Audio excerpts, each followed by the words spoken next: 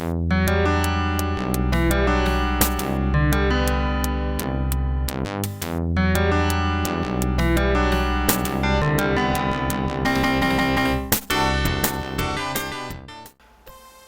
guys, how are we all doing? It feels really good to be back in front of the camera. It's been a while since I've done a video like this. Been very busy with the move, etc. As you know, sitting in a very cramped game room at the moment full of boxes. As you can see, I have started to put stuff away, but it's chaos in here and boxes everywhere and trying to work out where everything is going.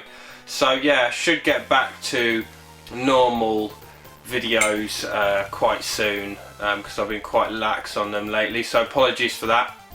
So yeah, just a quick video really, because as many of you know, the Mega Drive has just turned 25 and I've just turned 35, so yeah, why not celebrate? It's my most beloved console, the Mega Drive, for sure.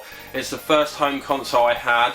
We did have an Amiga 500 in the house, which was the family computer, which just ended up being me using it for games, but the first proper home console we had in the house was my Mega Drive.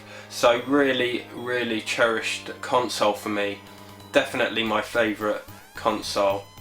And just looking through my games really, I saw Matt 1T Metropolis did a video of all the games he had as a kid, and he has all his original games from when he was a kid. I'm so jealous. I know most of us would kill to have our original collection, but life goes on and you move them on, and 99 times out of 100 people sell them on to get the next thing that comes out. So I've subsequently probably bought most of the games I had as a kid again. There's maybe one or two, but yeah, generally we're just going to have a look at the games I had during my childhood at one time or another. And yeah, I mean, the Mega Drive's great. Still discovering games today, that's the great thing. It's got quite a large library of 531, I think it is, 500 and something games. And yeah, I mean, I think I've got about 180 on the go at the moment.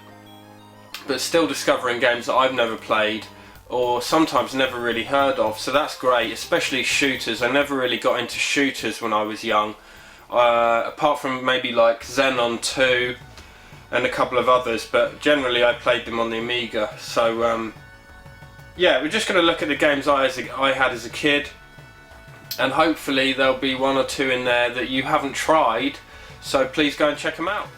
Okay guys, so we're going to go in no particular order. I've just got a huge pile of the games here and we're just going to jump right in. First one has a $19.99 price tag on, and that is Megalomania. Now this is a fantastic game. It's like a strategy game in real time, and you control various sort of gods, I guess, and you have to battle and align with the other gods to basically take over the little plot of land. So you get a set amount of men, and you basically, there'll be like 3 islands or something per world, I think, and you have a set amount of men that you can use for that world. So you have to choose how many you're going to use for each island. So there's kind of strategy in that, and then yeah, you can make alliances with the others and sort of gang up on someone, and you advance. There's great speech. It's got really great like speech samples in it, where the guy will be like, oh, you've advanced to tech level, and then your technology is advanced, so you go from like Stone Age to Bronze Age to Iron Age, and obviously your weapons and the buildings and armour and stuff advance at the same time. It's quite a unique game. I wouldn't say there's anything else like it, but it's really cheap now, and if you like strategy or god games at all, I'd thoroughly recommend picking this up because it is great fun. Really good game. Next we've got a classic, Road Rash 2. Now I'm sure most people have played one Road Rash or another, but loved these games when I was a kid. If you haven't played it, it's basically motorbikes, and you have weapons like chains and what have you, and you can sort of bash your opponent as you go past. But yeah, really good fun. Ooh. Okay, these games are there's several of these games, and that is Desert Strike, classic EA game. Now there's also Jungle Strike, and I think we've got Urban Strike up there, and there was a Soviet Strike, and they've come out on various platforms, but essentially it's you know, in the Gulf War you control a helicopter and you get various missions, and you just go out on these missions and rescue people and blow stuff up and what have you, and you have your machine guns and you have missiles. But yeah, these are classics. These are really excellent games. I'll be honest, some people don't like them, but I think they're insane. It's really good fun. And if you've got a what do you call it, a Python joystick, they make these games really fun to control. But yeah, quite challenging these are, but really good fun. You get a really cool graphics for the mission briefings and what have you. But yeah, fantastic games they are. Another classic most people know, Earthworm Jim. Now this is quite a large cart. It's 24 meg cart, and it's really cool. It's really fun, but quite challenging. It's very varied. Some of the levels are quite different. It's basically a platformer, but then you'll have like a little sort of shooter level, or you'll have various different levels. But graphical style fantastic, music fantastic, really cool, really cool game. Right, these games, if I can find the third one, I'll put those aside for now. Okay, maybe a slightly more obscure one from my childhood is Landstalker, The Treasures of King Noel. Now this is a 3D isometric RPG. So I didn't really play many RPGs on the Mega Drive back in the day. In fact, this may be the only one. But loved this game. It was huge from what I remember. Really cool isometric graphics, but some of the platforming elements later on were really tricky because you're trying to jump onto, say, like a moving platform, and because it's isometric it's really hard to judge where you're going. But yeah, you play Nigel, who's some elf guy, and you're on this adventure, but it's really good game, really big, great music, really cool style, and I'd never played anything like it back in the day, so back then it was really unique to me, and my friend and I, we spent a lot of time ploughing through this game. James Pond 2 Robocod.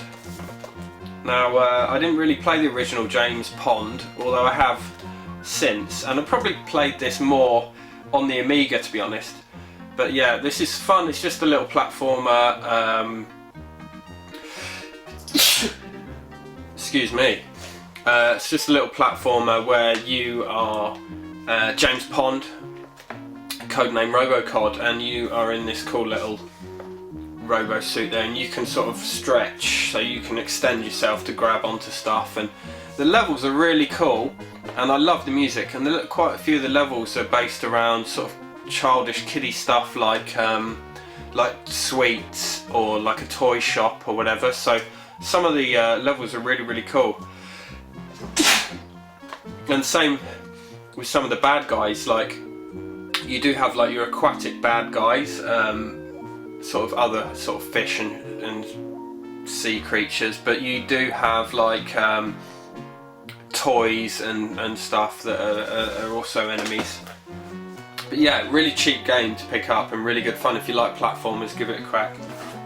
Another great platformer here, which I loved, is Kid Chameleon. Now Kid Chameleon is a really cool game. I think it's called Chameleon Kid in Japan, randomly. But yeah, little platformer. You play this guy, and he basically, I don't know if you can see all those, yeah, all those masks in the back. So you've got like a knight's mask, you've got like a Jason from Halloween, you've got a samurai's mask. So he collects these masks, and when he puts the mask on or the helmet on, he sort of gains the attributes of that helmet. So if he puts a samurai helmet on, he'll have a samurai sword skill, or you know, he'll have an axe if he's got the hockey mask on. And basically you're going through the levels, and there'll be areas or obstacles that you can't overcome until you have the correct helmet on. So that adds a kind of, it's kind of like a very basic Mario, I guess, in structure, as in you're jumping about and you hit blocks and what have you, but you've got the added element of the fact that you're looking for these helmets, and each helmet helps you get over a certain obstacle. Fantastic game. Okay, another classic, arcade classic. Everyone's played this. I used to love this on the Amiga as well, and that is Golden Axe. Do have second and third ones, but my heart lies with the first one. Absolutely love this game. It's if you don't know, sort of side-scrolling beat 'em up fantasy, very sort of similar to Conan the Barbarian in its sort of ethos, I guess. But yeah, you play one of three characters. There's the barbarian, some barbarian woman, and a little dwarf guy. And yeah, you just ploughing through levels, side-scrolling, and then you've got magic that you can use as well. So you collect these little bags of magic powder, and you yeah, you're basically saving up your magic, and you can use that as like a special attack. But yeah, really cool game. The music is fantastic, and it's really addictive. Still play this quite a lot today. Next up is Echo the Dolphin. Now, had this as a kid, and struggled at first to get into it, really, because it is quite difficult to know what you're doing and where you're going. But yeah, quite a unique game. Looks really good. Quite a relaxing game, actually. Just sort of swimming about and jumping about. I think first hour or so I played it just jumping in and out of the water and messing about. But yeah, it's kind of puzzle solving elements, and yeah, really good fun once you sort of persevere and understand what you're doing. Right, one of the few shooters I had on the Mega Drive. Love this game. Yeah, really good fun, and played this quite a lot on the Amiga as well. That's Forgotten Worlds. Now, it's a shooter where you're one or two guys floating through space, and you have various weapons, similar sort of standard to any side-scrolling shooter, but you collect these orbs, which is like money, so you can spend that money. So at the end of every stage there'll be like a shop where you can go in and you can buy upgrades to your weaponry and what have you. But yeah, really cool game, really good fun. And like I said, didn't have much interaction with shooters on the Mega Drive, so really loved this game. Classic platformer here. Disney did a lot of really cool platformers on the Mega Drive, and I think this is probably the best looking, and that's Aladdin. And this is really gorgeous. I don't know if you can see those screenshots there, probably not very well, but looks great, this game, and it's really good fun. It's got really good music, sort of based around the music from the film, and yeah, really nice sort of cel shaded graphics. But yeah, quite a challenge, but really good fun platformer. Definitely, this is an essential purchase if you're into platformers for the Mega Drive.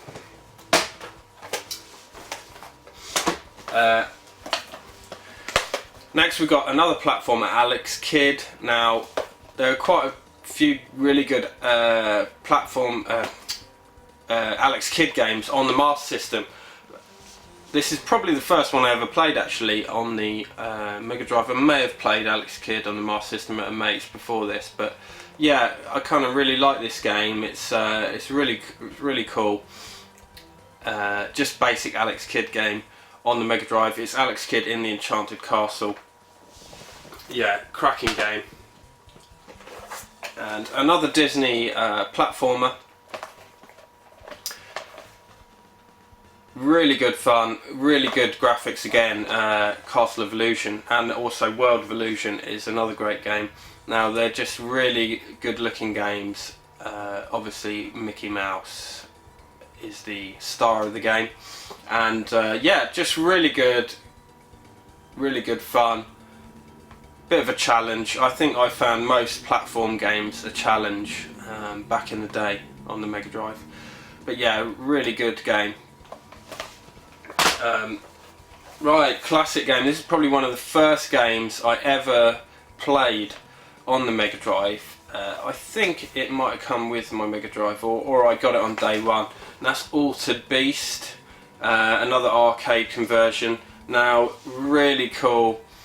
You basically, if you haven't played it, it's side-scrolling, and you're this guy, and you're fighting like zombies and shit, and you collect these orbs, and once you collect a certain amount of orbs, maybe 3, you transform, and you get this cool little animation which you can see there, where you transform into various creatures. Like there he's transforming into like a wolf man, and then you've got like these powers like a super strong fire punch or like a dash or whatever, and yeah, there's a really cool like sound samples, like where it says "Rise from your grave" and stuff like that. And yeah, but it's a cracking game. This is.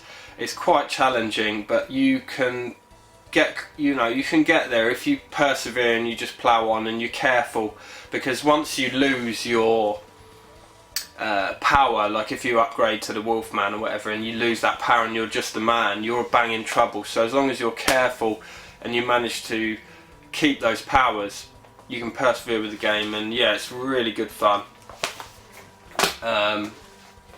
This is one of my favourite games of all time, definitely one of my favourite games on the Mega Drive. And that's Toejam and Earl. You can forget the sequel because it's kind of like a side-scrolling platform game, and I'm not into that at all really. This is fantastic. Really cool characters. You got Toejam there and Earl, and they just announced a new Toejam and Earl on Kickstarter, which I backed, so looking forward to that. And it's going to be in the style of the old Toejam and Earl original game, this one. Now, the game basically is that you are Toejam and Earl, or you're one or the other, or you can play co-op with a friend, which is fantastic fun. And these guys have crash landed on Earth in their spaceship, and they've made a right mess of it, and their spaceship is shattered into pieces, so you have to collect the pieces of the spaceship, put it back together so you can go back to your home world, Funkatron. Now, the game is very, very based around sort of funk and like hip hop style, so you can see, like, he's got like trendy sneakers on and a chain and what have you, and yeah, they're like cool dudes, you would have called them in the 90s. But yeah, like when you upgrade, you sort of level up, and each level is like, you start off as like you're a Poindexter or a dweeb or whatever, and you sort of get better and better, and you're a dude and all this stuff. And yeah, you basically it's basically you're on these levels, and they're like an island, and you can either play it so it's set in stone, or you can play it so it's randomly generated. So you'll be on the island and you have to walk around and you're looking for your ship piece, and then you get all these presents everywhere, so little presents, and you have to work out what's in the presents. The only way to work out what's in the presents is to use them. So you kind of pick up these presents and you work out what's in them, and then there is one present that's a randomizer, so it just totally randomizes all the presents again. So that's a fucker to get if you've just spent ages like working out what all the presents are. So in your inventory you've got like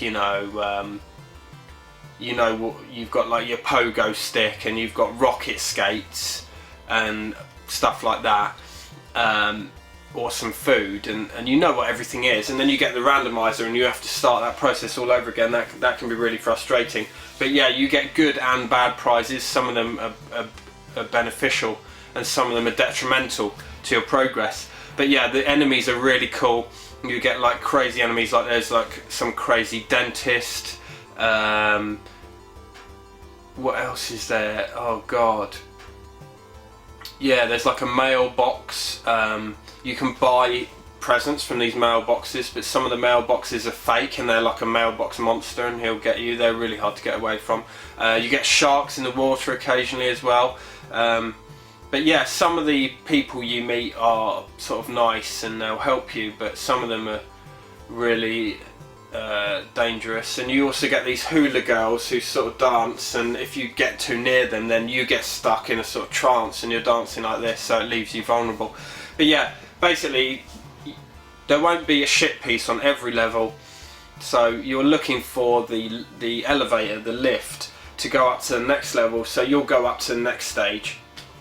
And basically you can fall off the island, so if you fall off the edge or you get knocked off the edge, you'll fall down to the next one down, so you'll have to go back up in the lift. So sometimes you can be quite high if you're on level 30 or something and you get knocked off and you fall down to level 29, and then there's an enemy there immediately who will knock you down, and sometimes you can get knocked down sort of 3 or 4 levels at once, which can be quite frustrating. But yeah, it's so good. The game is so good. It's so much fun. I was playing it the other day actually, and it's got a really great ending as well actually. It's like a playable ending basically. But yeah, I've waffled on enough about that game. You could tell I love Toejam and Earl. Definitely pick that up. If you've got Mega Drive, you need Toejam and Earl. It's absolutely fantastic. Okay, next is Super Hang-On, which is really fun motorcycle game. I'm not going to waffle on about it too much, but the music is bang on. The music's up there in some of the greatest music on the Mega Drive, I think. But yeah, this is kind of a really common game, especially as it's in the Mega Games collections, so check that one out. Alright, we've got a Sega arcade conversion here. Strider. Now, really fun game. It looks fantastic actually. Really cool bosses. So it's kind of like a side-scrolling platformer, I guess. You've got like a sword. But yeah, really cool music, and it's really quite challenging actually. There's certain bits that I find it really hard to overcome in this game. But yeah, it just looks great. I remember this is one of the first games on the Mega Drive I saw that I thought, wow, this just looks fantastic, and they did a great job with the conversion. But yeah, really good fun. Another platform I had as a kid is Tasmania, starring Taz, obviously. There is another one, Taz Escape from Mars, but this is the one I had as a kid. But yeah, just good fun. You play Taz and you have various basic attacks, like you can sort of spin into the little Tasmanian devil whirlwind thing he does and take out enemies. But yeah, it looks great. Really nice graphics on this. So I do like this game. Right, another pair of games that are my favourite games on the system, one of which is one of my favourite games of all time on any system, and that is Streets of Rage and Streets of Rage 2. Streets of Rage 3 I didn't have as a kid, but do have now. But yeah, I love these games. Streets of Rage is fantastic. Again, that's one that's on the Mega Games collections. But yeah, side-scrolling beat 'em up. Love my side-scrolling beat 'em ups. Streets of Rage 1 was fantastic. When Streets of Rage 2 came out, it was such a huge step up graphically. They've both got fantastic music, but Streets of Rage 2 music is some of the best music certainly on a 16-bit system, but some of the best game music ever of all time. I still listen to it quite often. People are relentlessly remixing them all the time. But yeah, the sprites were huge compared to the first one. Really good fun. But yeah, they're just kind of the Sega answer to Final Fight, really. And I think they topped Final Fight. I know a lot of people would disagree, but I think Streets of Rage 2 is one of the best side-scrolling beat-em-ups for me. And I know I might have rose-tinted glasses slightly with a nostalgia factor, but I still play this to death today. I absolutely love it. So yeah, they are really fond games from childhood, and we used to sit and play them with mates. I'd just play them all the way through constantly, you know, really good fun, never got sick of them. This game is a Bitmap Brothers game that I had also on the Amiga. A lot of great games on the Amiga from the Bitmap Brothers, and that's Speedball 2. Now this is fantastic. This recently got, I say recently, it's probably a few years back now, but it got a sort of HD update. Same game, but just better graphics on the PlayStation Network, and that's called Speedball 2 Brutal Deluxe something, I don't know, if you look up Speedball 2. But yeah, great game. It's kind of like a fictional sports game where you are one of two teams playing this game, Speedball, and it's very hard to explain, but it's like a futuristic kind of rugby or American football, but quite brutal, and yeah, in this sort of really metal looking, futuristic looking arena. But yeah, fucking great fun, just really addictive, and you'll just find yourself playing it to death, and you can sort of upgrade your guys' suits and what have you, and yeah, just really good fun. This is one that I had on the Mega Drive. I remember actually the Christmas morning I got this, and I was really chuffed. Street Fighter 2 Championship Edition, or rather Special Champion Edition. But yeah, not quite as good as the Super Nintendo conversion, I will concede, but still absolutely fantastic. Really loved this game. Street Fighter 2 was massive, obviously, back in the early 90s, and just to have it at home was such a big deal. I was really chuffed to have that. Next two games.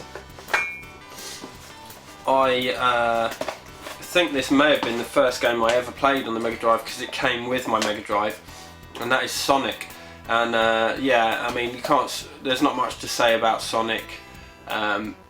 Just fantastic fun, and really fast. It's such a fast-paced game.